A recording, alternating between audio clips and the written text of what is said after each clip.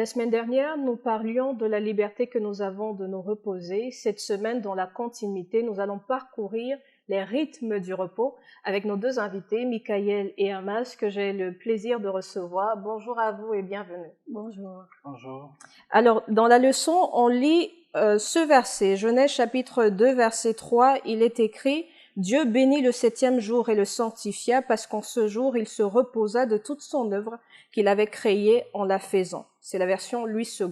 Alors, quel lien peut-on établir entre ce verset, qui est d'ailleurs le verset à mémoriser de la leçon, et donc le verset de base, et le titre de la leçon? Ok, quand nous considérons en fait le verset à mémoriser, nous pouvons comprendre que le titre de la leçon était tiré du verset à mémoriser. Donc nous voyons ici, on dit « Dieu bénit le septième jour et le sanctifia, parce qu'en ce jour, il se reposa de toute son œuvre qu'il avait créée en la faisant. » Donc nous avons d'abord le repos qui y figure, et nous avons également au fait le rythme, la fréquence au fait, qui est également figurée ici dans ce verset à mémoriser. Donc nous pouvons tirer le lien que le verset à mémoriser nous donne en fait le titre de la leçon. Et dans le verset, on dit « Dieu bénit le septième jour, le sanctifia ». Après nous avoir raconté dans les versets précédents, il fait ceci, le premier, le deuxième, le troisième, le quatrième, et on arrive au septième où il se repose. Ici, il y a donc comme une sorte de prélude au repos. Dieu a travaillé, entre guillemets, avant de se reposer. Est-ce à dire, Michael, que celui qui ne travaille pas n'a pas droit au repos? Bon, on peut dire simplement que oui, effectivement, celui qui ne travaille pas n'a pas droit au repos, mais je pense aussi qu'ici, on veut nous faire comprendre que bien que Dieu ait travaillé 7 jours et qu'il s'est reposé, normalement, nous devons rentrer dans ce septième jour parce qu'il nous invite, je pense, à le rencontrer, à arrêter en fait toutes nos activités. Donc, je pense que quelqu'un qui ne travaille pas, est-ce qu'il a droit au repos? Bon, pour moi, je dirais que non, s'il ne travaille pas. Mais s'il rentre dans le jour que Dieu a appelé, je pense qu'il peut rentrer dans ce jour afin de rencontrer le Seigneur, de se restaurer. Je pense que c'est possible dans ce sens. Peut-être il faut qu'on éclaircisse de quel travail on parle, pour qu'on n'ait pas le sentiment qu'il y a des droits, enfin des ayants droit et des... En fait, quand nous allons dans le contexte de la création, ce n'est pas parce que quand nous prenons Dieu, ce n'est pas parce que Dieu s'est fatigué qu'il voulait se reposer. Non. En fait, Dieu, il ne se fatigue pas, comme la Bible nous l'enseigne, en fait, il ne se fatigue pas. Alors, quand nous prenons la création, le repos dont, au fait, on nous parle ici, ce n'est pas lié, au fait, à la fatigue que Dieu a eue lors de ses travaux, non. C'est juste parce que Dieu voulait, au fait, mettre un sceau, au fait, sur sa création, mettre une séparation, montrer que c'est lui le souverain, c'est lui le créateur. C'est pour ça qu'il a créé, au fait, le repos. Mais c'est vrai quand même, quand Michael dit « celui qui ne travaille pas n'a pas droit au repos », est-ce qu'on peut considérer que le travail est un préalable au repos? Parce que quand on entend repos, on entend d'abord travail. Il n'y a pas souvent repos avant travail, il y a travail avant repos. Oui, quand nous prenons en fait l'homme, une personne en fait normale ne peut pas passer toute une semaine en fait à ne rien faire. Quand on dit rien faire, ça veut dire dormir seulement, non. Ce n'est pas normal en fait. Donc une personne normale doit exercer quelque chose, même si la personne dans un contexte aujourd'hui où le chômage règne, il doit au moins trouver une activité à faire. Dans le jardin d'Éden, avant le péché, Dieu a ordonné au fait aux enfants à Adam et Ève de pouvoir faire quoi? De pouvoir entretenir le jardin. Donc c'était déjà un travail qui a été confié à ces deux, à nos grands-parents. Donc quand nous prenons leur exemple et ce que nous faisons aujourd'hui, nous devons obligatoirement en fait faire quelque chose avant de parler du repos. Quand on dit faire quelque chose avant de parler du repos, est-ce que c'est ça qui donne finalement aussi quelque part le sens au repos? Est-ce que quand on arrive justement à ce moment où on doit se reposer, on se dit effectivement j'ai fait ce que j'avais à faire et maintenant quelque part je mérite le repos? Ben, je pense que c'est possible vu qu'on a combien de jours dans la semaine? On a 7. Donc si depuis le dimanche jusqu'au vendredi, j'ai plein d'activités que je fais, que ce soit un travail rémunéré ou pas, je m'occupe de ma maison, j'ai plein de choses que je fais. Normalement, je me dis qu'à un moment donné, dans la semaine, j'aurais besoin d'un jour de repos. Je pense que ce repos-là, ce jour que Dieu donne, correspond vraiment parce que on se sent là, à un moment donné, il y a des jours où on est épuisé et si on a un jour où on se repose, je sens que c'est vraiment une paix pour son âme et pour son corps de pouvoir se reposer, c'est vraiment important. Alors, la leçon nous dit que la création s'est achevée avant le repos, avec le repos de Dieu et pas avant. Donc, elle considère que le repos même fait partie intégrante de la création de Dieu. C'est vrai ou c'est pas vrai? D'accord ou pas d'accord? Je suis d'accord, je suis parfaitement d'accord parce que quand nous prenons la création tout entière, en fait, Dieu a créé pendant 6 jours. Mhm. Ok, le 7e jour, il a créé un jour et il s'est reposé. Donc, je suis complètement d'accord avec ce que la Bible nous enseigne. La Bible nous enseigne que Dieu a créé pendant 6 jours et il nous a cité tout ce que Dieu a créé pendant les 6 jours. Mais le 7e jour, il y a quelque chose de plus particulier qu'il a essayé de faire. Il a essayé de faire quoi? De créer juste un jour et de pouvoir, en fait, sanctifier et bénir ce jour. Ça donne toute la différence par rapport aux autres jours. Donc, quand on regarde, quand on se place du côté de Dieu, ça veut dire que Dieu, en fait, ce n'est pas qu'il s'est reposé, lui. C'est qu'il nous donne à nous le repos. Oui, en fait, c'est pas, quand on parle du repos, dans le sens, au fait, de l'être humain, c'est que le repos est venu, en fait, après des exercices que nous allons effectuer. Par exemple, le travail, tout ça. Mais dans le sens, dans le contexte de Dieu, c'est qu'il veut pouvoir mettre un sceau. Parce qu'il est souverain. Quelqu'un peut, au fait, dire tout simplement, non, je suis le créateur. Mais qu'est-ce qui prouve, au fait, que tu es le créateur? Ok? Avec Dieu, ce qui prouve qu'il est le créateur, c'est le sabbat qui nous donne, le repos qui nous donne, prouve, au fait, son sceau sur sa création. Donc voilà un peu la différence que nous pouvons faire ressortir par rapport à ces deux repos. Merci pour cette réponse. En fait, je pose la question parce que, comme on dit généralement, Dieu s'est reposé le 7e jour. Mais parfois, il m'arrive de m'amuser à me dire que si Dieu se repose, au moment où nous on se repose, comment est-ce qu'on va faire pour vivre? Est-ce qu'il y a un temps où Dieu s'arrête et il se repose? Bon, déjà la Bible nous dit Dieu ne dort ni ne sommeille. Et je pense que le repos pour Dieu ici, c'était juste pour marquer en fait qu'il avait terminé de créer. Parce que je pense que après qu'il ait créé, après le repos, après qu'il ait mis le 7e jour, on ne nous a pas dit, la Bible ne nous dit pas que Dieu a encore créé. Je crois qu'il s'est vraiment arrêté ce temps-là. Et Dieu n'a pu créer normalement. Donc je pense que ici, ça marquait que Dieu effectivement a achevé la création. Et pour nous, en fait, il nous montre que, vu qu'on travaille différents jours, on a aussi le droit de s'arrêter, comme lui s'arrêtait, en fait. Et ça va loin parce que c'est vrai que tu t'arrêtes physiquement, tu fais pas ton travail, mais tu vas à la rencontre de ton Dieu. Parce que comme disait Hamas, il a mis le sceau à la création, donc il a mis le sceau au jour du repos. Donc c'est un jour où véritablement on va rencontrer le Seigneur. Pour moi, je me dis que le sabbat, normalement, c'est un jour où on doit se restaurer, tant physiquement, mais spirituellement aussi, parce que je viens à la rencontre du Seigneur. Et Dieu me restaure normalement pour repartir dans une nouvelle semaine. Quand on parle de rythme, on parle de mouvement que produit la répétition, de forme, etc. Quelles sont aujourd'hui les formes que le repos peut avoir? Comment vivre un repos, donc un sabbat, on va dire en quelque sorte rythmé, et en faire quelque chose de beau pour la gloire de Dieu? En fait, la leçon nous enseigne ici par rapport au rythme en fait que nous pouvons avoir en ce qui concerne le repos.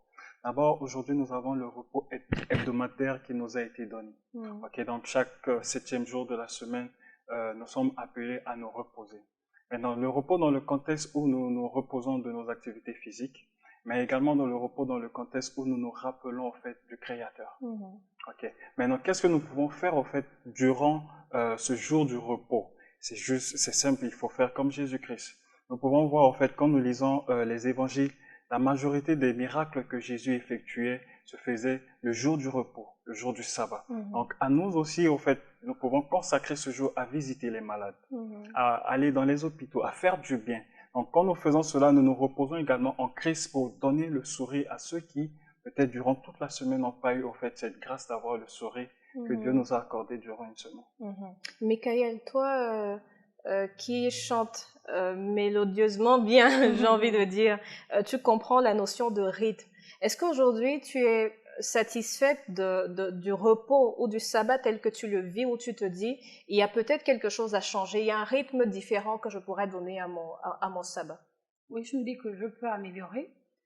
Parce que semaine après semaine, vivre la même chose, parfois c'est un peu monotone. On a l'impression parfois qu'on se perd dans ce qu'on fait, mais je pense qu'on peut changer. On peut faire plein de choses en fait. Hormis visiter les malades, on peut faire des sorties à la nature, voir un peu l'histoire de contempler la création que Dieu a fait. En fait, il faut juste être imaginatif et inventif, sinon on risque de rentrer dans une monotonie et ça risque de devenir un fardeau, alors que c'est quelque chose normalement qui doit être doux en fait, qui doit être quelque chose de parfait en fait, où je sens que je me repose véritablement et que je me restaure en fait en Christ. Tu veux peut-être ajouter quelque chose? Oui, en fait, je voulais parler de la particularité du jour du repos. Ouais. Quand nous prenons en fait des verres d'eau, quand on place, si nous plaçons 7 verres d'eau ici, nous remplissons ces verres d'eau, ok? Ces verres au début n'auront pas de différence parce qu'ils sont remplis d'eau. Ouais. Mais quand nous prenons par exemple le 7e verre, nous ajoutons du sucre et du lait, ce verre aura une particularité. Donc je peux dire que le sucre nous sert de la bénédiction et le lait c'est la sanctification. Donc Dieu, au fait, nous a donné 7 jours, mais le 7e jour, il a essayé de faire quelque chose un peu plus particulier avec ce jour. Il a béni et puis il a sanctifié ce jour. C'est pareil, au fait, quand nous appelons un jeune homme pour dire, bon, écoute, viens goûter, au fait, qu'est-ce que tu veux goûter parmi ces 7 verres? Je suis sûr qu'il va vouloir sauter sur le verre de lait parce que il y a quelque chose un peu plus particulier avec ce verre. C'est la même chose que nous pouvons également avoir avec le 7e jour. Le 7e jour a quelque chose de plus particulier, le repos que l'Éternel nous donne. Donc ce n'est pas seulement un repos physique qui nous est offert, mais c'est également un repos spirituel. Nous nous reposons non seulement de nos activités, mais nous nous rappelons que nous avons un Créateur. Et également, cette partie nous prouve que nous ne sommes pas l'évolution de la science. Parce qu'aujourd'hui, la science dit l'homme a évolué. Mais cela nous démontre également que non, nous ne sommes pas une évolution de la science, mais nous sommes la création de Dieu, un Dieu d'amour, un Dieu aimant, en fait. C'est ce que nous pouvons garder du repos et le rythme du repos. Tout à fait. En lisant, moi, personnellement, la leçon, j'ai pas trouvé grand-chose à dire parce que je me dis qu'en réalité, le repos, c'est quelque chose qui se vit. Et quand on dit que Dieu s'est arrêté, justement, il s'est arrêté et on peut considérer qu'il s'est arrêté aussi pour contempler sa création, non pas pour dormir d'un sommeil, parce que, comme Michael a dit, Dieu ne sommeille ni ne dort, et si Dieu fermait une seule seconde les yeux, mon Dieu, qu'est-ce qu'on deviendrait? Donc, c'est pas pour dormir, mais effectivement, peut-être il a regardé, il a admiré sa création, et c'est pour ça que nous aussi, quand on se repose, quelque part, c'est pour dire qu'on reconnaît qu'il est créateur, qu'on admire la création de Dieu. On peut se lever le matin, on sort, on voit les arbres, on voit le ciel, on voit les frères, on voit des sœurs, et on se dit, waouh, qu'est-ce que Dieu est grand, et combien il a créé tant de choses et tellement de belles choses. Donc, on n'a pas beaucoup à épiloguer sur cette leçon, mais s'il y a une dernière question que j'avais envie de vous poser, c'est que vous particulièrement, qu'est-ce qui vous a marqué, et qu'est-ce que vous retenez en sortant de cette leçon que vous n'aviez pas avant? Ou quelque chose de nouveau que vous pouvez donner après avoir lu cette leçon? Je ne sais pas si peut-être Michael veut nous partager d'abord son expérience du repos. Non, toi, tu te substitues à moi et tu renvoies la question à Michael. On va peut-être commencer par Michael alors. Pour moi, je dirais que souvent, quand on vit le sabbat, tu te sens tellement bien normalement, surtout quand tu es dans l'esprit de ce repos-là. C'est tellement bien en fait, parce que tu n'as pas de stress, tu n'as pas de travail à faire, tu n'as qu'une seule chose à faire, te laver, et puis sortir, aller à l'église, rencontrer les frères. Et c'est vraiment quelque chose de spécial en fait. Et c'est quelque chose que je pense qu'on peut encore améliorer en faisant mieux, pourquoi pas, pour le Seigneur et pour nous-mêmes, parce que vraiment il faut le vivre. Il faut le vivre et c'est vraiment important, je pense, qu'on peut améliorer pour que nos sabbats soient toujours meilleurs, nos repos soient meilleurs. Moi, je dirais, quand j'étais au Ghana, je vivais une semaine un peu difficile parce que je travaille durement. Et chaque vendredi, quand 17h sonne, la seule chose que je vais faire, c'est fermer ma porte et dire merci Seigneur. Parce que je sais que le sabbat arrive, le repos arrive, en fait. Parce que j'ai le désir, la joie, en fait, d'entrer dans ce repos parce que je me dis, je n'ai pas d'autre chose à faire, ni à penser. Le boulot, je ne vais pas y penser. Le travail, je vais mettre de côté, je mets tout de côté. Je vais juste, au fait, me consacrer et avoir mes pensées, au fait, sur Dieu. Donc, j'attends toujours, au fait, ce jour avec beaucoup d'estime, en fait. Vous voyez? Non, maintenant, quand je prends la leçon qui nous dit les rythmes du repos, donc, je prends juste le repos hebdomadaire que Dieu nous offre, en fait. C'est une joie pour moi chaque jour de pouvoir entrer dans ce repos. Et quand je lis cette leçon, ça me rappelle que j'ai un Dieu qui m'aime, un créateur. Je ne suis pas l'évolution de quelque chose de la science, mais j'ai un créateur et que je m'agenouille devant quelqu'un qui vit, qui m'a créé. Ça, c'est ma plus grande joie. Parce que quand je me mets à genoux, je dis non. Il y a certaines personnes qui se mettent à genoux, mais ils se mettent à genoux devant quelqu'un qui ne les entend pas. Mais le mien, il m'entend, il me voit, il me parle. C'est ma plus grande joie. Et la plus grande joie, c'est d'entrer dans son repos. Donc voilà un peu ce que je peux tirer en fait de la leçon. un Dieu créateur qui nous aime, devant qui nous nous agenouillons avec la joie de ce qu'il nous entend, de ce qu'il nous écoute, de ce qu'il nous répond et de ce qu'il demeure éternellement avec nous. Merci à Michael et Hermas. Voilà, c'est Michael là et c'est Hermas. Donc merci à Michael et Hermas d'avoir participé à cette émission. Merci à vous de nous avoir suivis et nous allons nous quitter sur ce clin d'œil que nous vous proposons de regarder en 1 minute. C'est le regard, la pensée de Jean-Marie tiré de cette leçon numéro 9 de l'école du sabbat. Au revoir et à la semaine prochaine. Alors, la leçon de cette semaine m'a permis de comprendre ceci. L'histoire du jour de repos, le sabbat en l'occurrence, a traversé des siècles et des siècles. De génération en génération, des hommes et des femmes ont porté les témoignages du jour de repos. À nous aussi de porter ces magnifiques témoignages de ce jour pour les générations à venir. Dieu a créé ce jour pour nous permettre du temps de qualité avec nos prochains, notre famille, avec la nature, mais aussi en communion avec notre Créateur. Ceux qui ont accepté ce jour sanctifié, comment trouvent la joie et du bonheur en ce jour. Dieu dans Exode, le chapitre 31, le verset 13, dit ceci. « Transmets ces instructions aux Israélites, vous observerez bien mes sabbats, car ce sera entre moi et vous, au fil des générations, un signe auquel on reconnaîtra que je suis l'Éternel qui vous considère comme ça. » Amen.